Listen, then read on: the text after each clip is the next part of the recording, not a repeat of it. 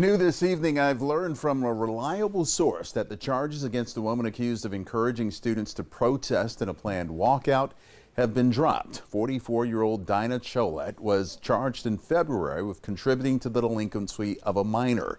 Cholette allegedly entered an Instagram chat using the Notburger pub name and reportedly communicated with students who were organizing an anti-ICE protest at Summerville High School. She allegedly expressed her approval of the protest in the chat just moments ago. We have gotten it confirmed from Summerville police that a Dorchester County judge dismissed the charges connected with that incident earlier today.